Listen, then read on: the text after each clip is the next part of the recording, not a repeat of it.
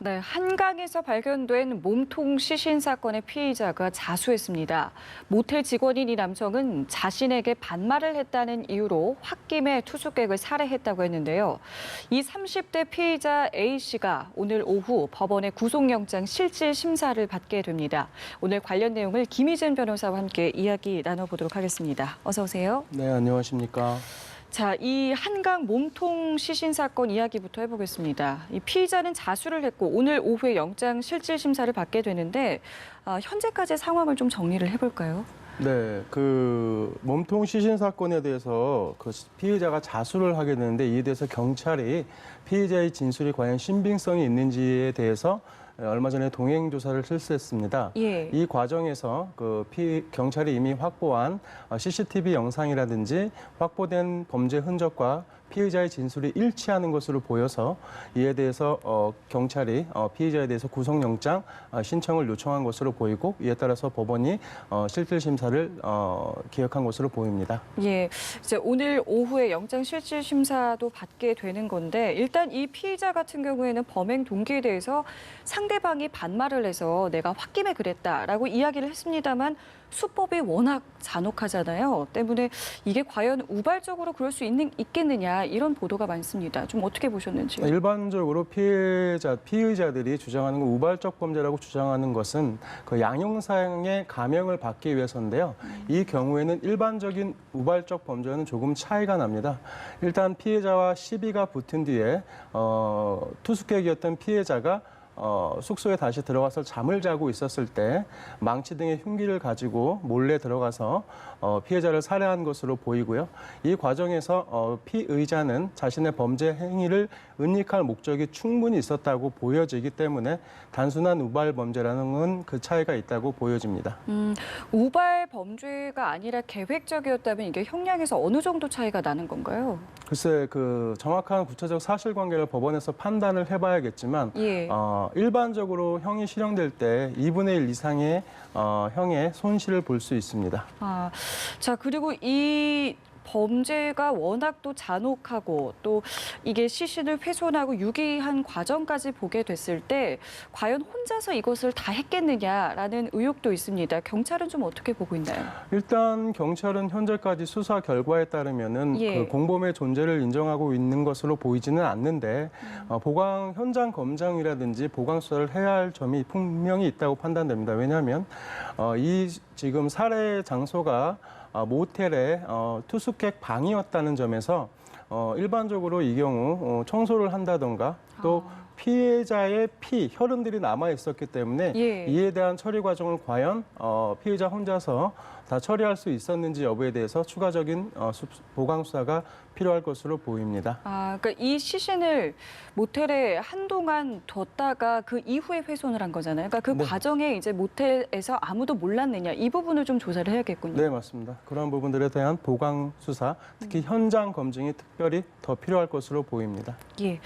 자, 그리고 경찰은 어제 YG 본사를 압수수색했습니다. 일단은 해외 원정 도박 혐의로 양현석 전 YG 엔터테인먼트 대표와 또 가수 승리의 강제 수사에 들어간 건데 일단은 이번 압수수색을 통해서 어떤 것들을 좀 확보를 하게 되는 건가요? 지금 YG 엔터테인먼트 전 대표 양현석 씨 같은 경우에는 그 불법 원정 도박 혐의, 그다음에 환치기 혐의, 그다음에 성매매 알선 혐의, 그다음에 마약 수사 무마 혐의 등 여러 가지 범죄에 대해서 지금 혐의를 받고 있습니다. 이 과정에서 지금 그 양현석 전 대표 같은 경우 한 2개월 전에 이미 그 대표직에서 사퇴를 했었고요. 네. 이러한 범죄 혐의가 수개월 전부터 논의가 됐던 점을 보면 이미 증거 인멸을 하였을 우려가 상당히 높을 것으로 보입니다. 그래서 지금 이번에 그 압수수색한 과정과 관련돼서 보면은 상습 도박 혐의에 대한 입증, 과연 그 YG 엔터테인먼트의 회사 돈을 개인적으로 양현석 씨가 유용을 했는지 여부를 수사하기 위한 수사 과정으로 보입니다. 그 YG 본사를 압수수색을 한 거잖아요. 근데 이 양현석 씨의 주거지는 압수수색 대상에서 이제 포함이 되지 않았던데 이건 좀 일반적인 건가요? 주거지까지 포함시키는 경우도 있고 사생활 보호라는 측면에서 주거지를 포함시키지 않는 경우도 있습니다. 그런데 예. 이 경우에 좀 전에 말씀드린 바와 같이 불법 도박 자금의 유출 경로를 확보하는 게 주된 목적으로 보입니다. 그래서 이 경우에는 그 개인 주거지 같은 경우에는 압수수색 대상에서 제외시킨 것으로 보입니다. 예, 그럼 만약에 이 도박 자금의 출처가 회사 돈이라고 한다면 이게 횡령죄도 되는 건가요? 네, 맞습니다. 업무상 횡령죄에 해당하게 되고 이러한 경우에는 일반 횡령죄에 비해서 더 가중 처벌을 받게 됩니다.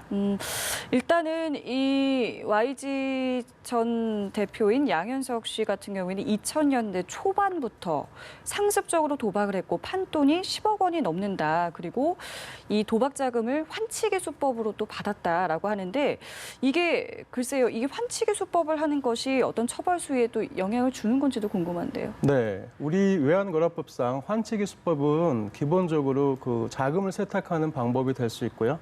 국내 자금이 외국으로 유출되는 불법 도박 자금으로 또 이용될 수 있고 예. 또 현재 사회적으로 가장 문제가 되는 보이스피싱 범죄에도 연루가 가능하기 때문에 기본적으로 3년 이하의 형에 처하는 중형에 해당하게 됩니다.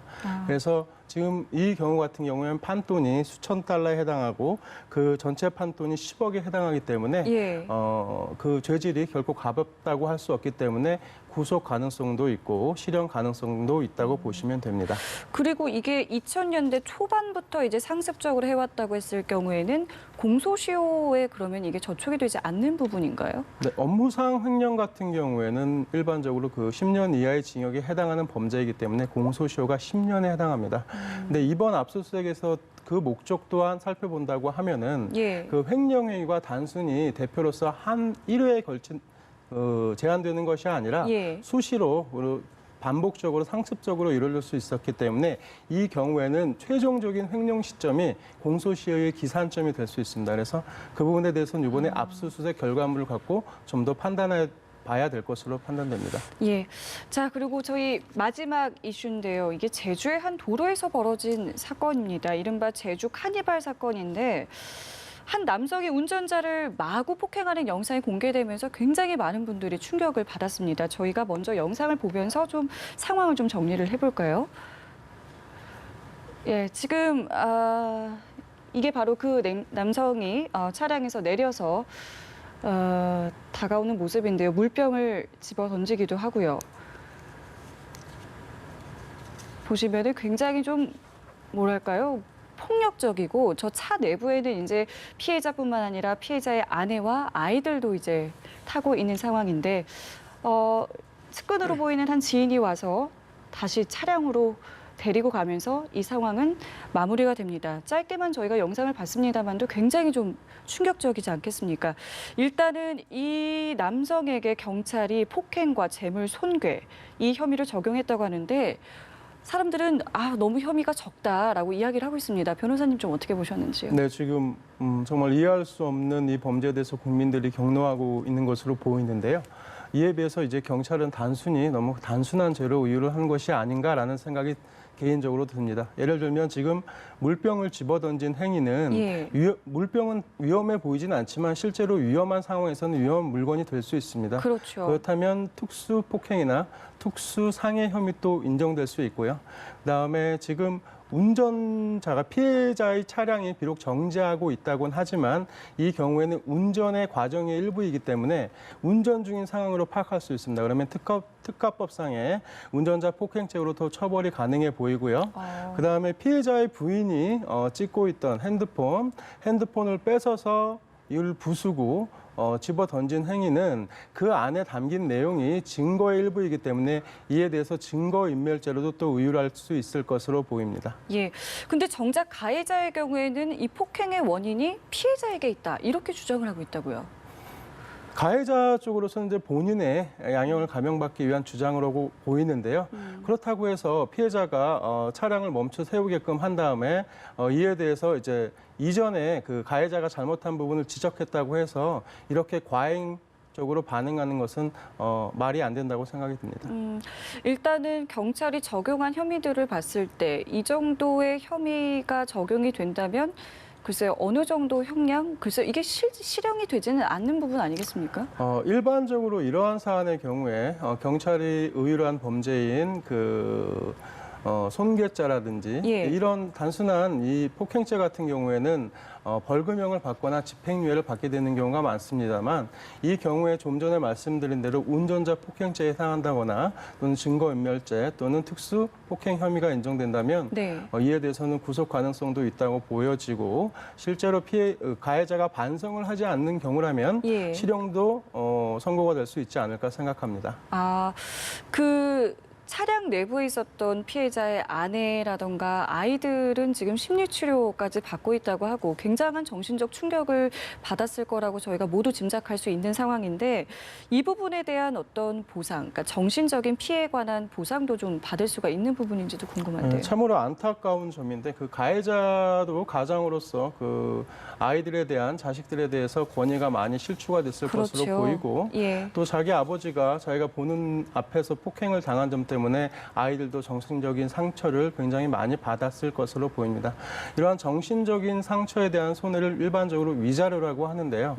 이 경우에 위자료에 대해서 민사적인 손해배상을 청구한다 하더라도 네. 실질적으로 그 금원이 크게 큰 금원이 되는 경우는 매우 드뭅니다. 그래서 이러한 경우에는 국가적 차원에서 범죄 피해자 보호 절차를 좀 더 보완해서 이러한 경우에 그 대책을 마련하는 것이 우선이라고 생각이 됩니다. 현재는 어떤 상황인가요? 현재는 뭐 국가에서 이런 부분에 대해서는 보상해 주는 게 전혀 없는 상황입니까? 네, 이 경우에는 이제 범죄 행위의 직접적 피해자가 되지 않기 때문에 아이들의 그 정신적 손해에 대해서 국가가 직접적인 손해배상을 해주지 않는 것으로 보상을 해주지 않는 것으로 알고 있습니다. 당사자에 한해서만 가능한 네, 거군요. 일반적으로 그렇습니다. 예, 알겠습니다. 저희 오늘 세 가지 이슈를 김희진 변호사와 함께했습니다. 오늘 말씀 고맙습니다. 네, 감사합니다.